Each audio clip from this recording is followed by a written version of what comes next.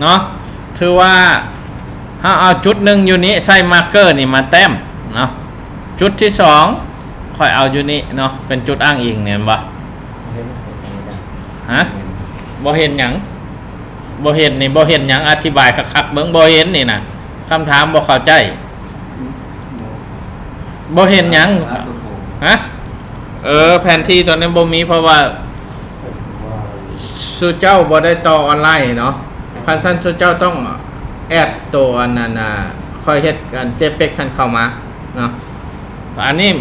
ภาพถ่ายในคันออนไลน์มันจะค่อยออกมาคันท่านเอาจดเจเป็กคันออกมาก็ได้เนาะโอเคจุดที่3เขาเอาอยู่พี่เนาะเติมใส่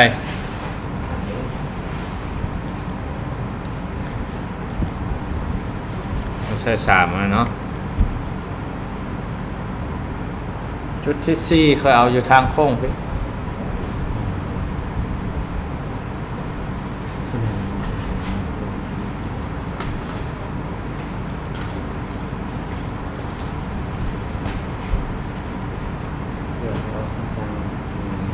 จุดที่5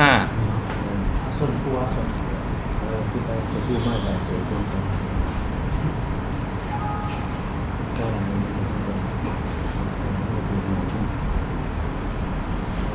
ก็เอาคือก็เอาที่ถือ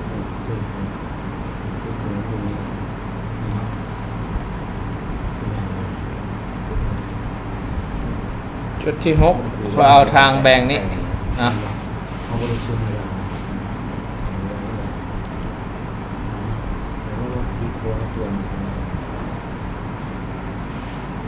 จุดที่7อยู่นี่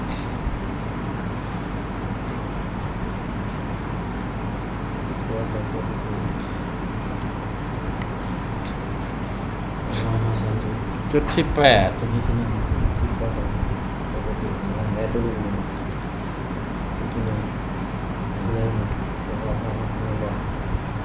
จุดที่9อยู่นี่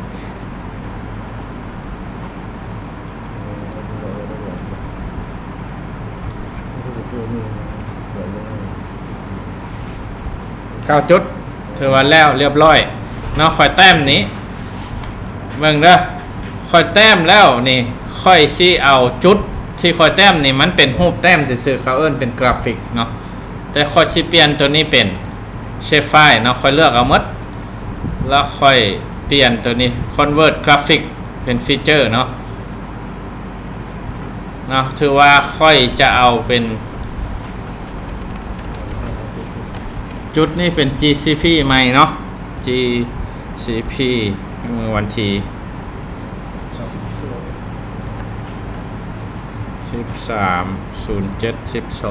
เนาะ GCP ค่อยตัวนี้เนาะค่อยใช้2ก็ได้ตัวนี้เนาะหลังจากเป็นเซฟไฟล์แล้วค่อยสั่งลบทิมเนาะโอเค yes เห็นบอกของค่อยมันเป็นเซฟไฟล์เดี๋ยวนี้นะจุดนี้เนาะแล้วค่อยสามารถมาเบิ่งอยู่นี่เนาะไฟล์ค่อยนี่มันเป็นเซฟไฟล์แล้วเพื่อว่าค่อยเอามาเป็นจุดตั้งเองเนาะแต่ตารางค่อยจะมีนะนี่เนาะแล้วเดี๋ยวนี้ค่อยอยากเอาค่าพิกัดลงก็ได้อยู่ในนี่เนาะหรือว่าค่อยจะเอาจุดตัวนี้มาเป็นจุดอ้างอิงเวลาดึงภาพถ่ายเลยก็ได้เนาะจุด1จุด2จุด3จุด4จุด5จุด6นี่เนาะว่าค่อยสามารถเลเบลก็ได้เนาะพอที่ไปสอนเจ้าเอาคาบคอร์ดิเนตพอที่แห่งไก่แห่งนั่นแห่งที่โดนอีกเนาะสมมุติว่าค่อยอยากเลเวลนี้เป็น4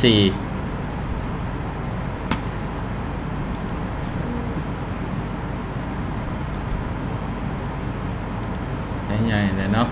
สีแจ้งๆเลยมึงดูเห็นปะอันนี้คือจุดเขาไปสามารถไปใช้เป็นจุดอ้างอิงได้เลยเขาเอาจุดแล้วเขาเอาเนาะบัดนี้ชุดเจ้ามาเซฟไฟล์อันนี้นำคอยเนาะ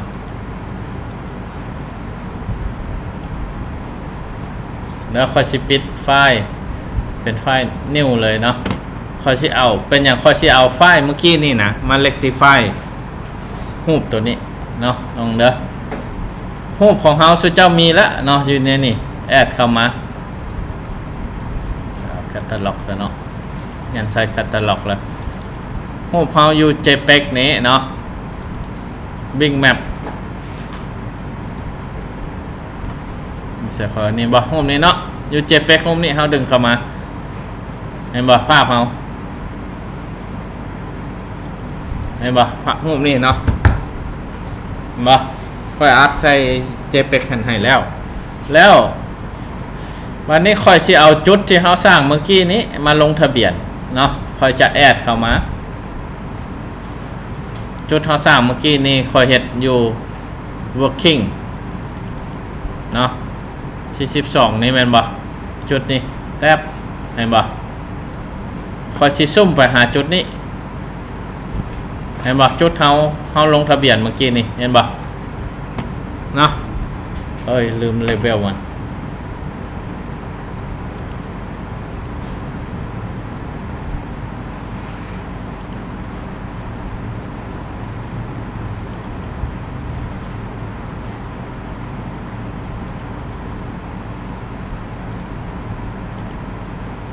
เฮดไท4มันแจ้งเพราะว่าคันมันบ่ตัดกันกับอันภาพถ่ายมันจะเฮาจะบ่เห็นแม่นบ่นี่เนาะเฮาซุ่มมาเต็มนี่ละเนาะคันอย่างนั้นค่อยสิซุ่มลงไปอีกเนาะเพื่อว่าบัดนี้ค่อยสิใช้เครื่องมือ Geo Reference นี่นะเข้ามาเอาดึงภาพถ่ายตัวนั้นเข้ามาเนาะบ่ดึงเข้ามาบัดนี้ค่อยสิลงทะเบียนจุดตัวนี้โดยการดึงเอาจุดมันหาจุดแม่นบ่จุดที่1เฮาอยู่นี้แม่นบ่นะครับแท็บแม่นบ่จุดที่2อยู่ไสนี่แต่ว่าเขาสิดึงอยู่พี่ก่อนเนาะจุดที่4เกือบถึงมันแล้วเนาะอยู่นี้คันมักชัดเจนได้ก็ดึงเข้าไปซุ่มเข้าไปเนาะจุดที่4ค่อยเอาอยู่ทางแยกนี้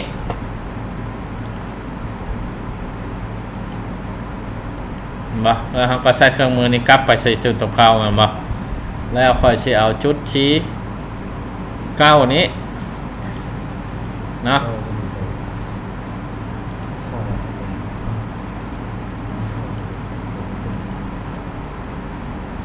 ก็คืนถือว่าจุดอื่นมาจุดที่2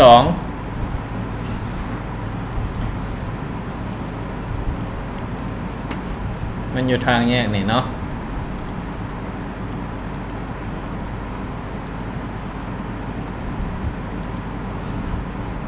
เห็นปะ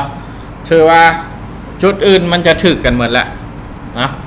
เฮาเพียงแต่แล้วบนคลิกใส่2เทื่อก็ได้นะมันถึกจุดแล้วเด้นะยุคนี้เป็นอย่างเฮาจังค่อยเอาหลายจุดแท้เนาะมันอยู่บนนี้เวลาเฮาเฮ็ดตัดตารางนี่นะสู่เจ้าจะเห็นว่าเบิ่งตัดตารางอันนี้คำนวณความผิดพลาดของมันเนาะตัดตารางความผิดพลาดนี้ที่จริงมันจะบอกว่าตัวเลขใหญ่นี่นะมันแมนมีความผิดพลาดสูงเพราะว่ามันไล่ระยะทางใส่กันเลยเนาะระยะแต่ละระยะไปห่างกันมาคือว่าจุดนี่นะเฮ็ดให้ถือว่ามีความผิดพลาดสูงที่สุดเนาะจุดที่เฮาเอาจุดที่1กับจุดที่3นี้เพราะฉะนั้นเพื่อว่าเพิ่มความชัดเจนของภาพนี่นะเอาจะเห็นบ่เดี๋ยวนี้ค่าเฉลี่ยความผิดพลาดมันอยู่มันบ่ root mean square error นี่นะอยู่2เนาะคันมันเฮาได้ต่ำกว่า1แห่งดีเนาะถือว่าเฮาจะลบค่าผิดพลาดตัวนี้ออกเนาะลบจุดที่มันผิดหลายเนี่ยออกเนาะเห็นบ่ได้1ละวันนี้ตัวใดหลายก็หมู่อีกค่าตัวนี้เนาะจุดที่พอสิลบออกเห็นบ่น้อยกว่า0แล้วบัดนี้ถือว่าค่าผิดพลาดเฮาชัดเจนถือว่าเฮาลบจุดที่ว่ามันมีค่าผิดไก่ออกเนาะแล้วเฮาก็ rectify บัดนี้อัปเดตเนาะ rectify ใส่ชื่อเนาะเซฟใส่อยู่นี่เซฟ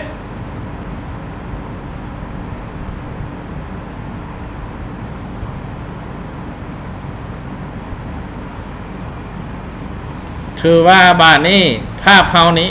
ถือว่าใช้ได้เนาะมัน ถ้าว่าอยากไปเห็นว่ามันใส่เป็นอยู่ในนี่เฮาก็ไปตั้งอยู่นี่บอกว่าหัวหน่วยเฮาแม่นแมทเนาะแสดงข้อมูลเป็นแมทคือกัน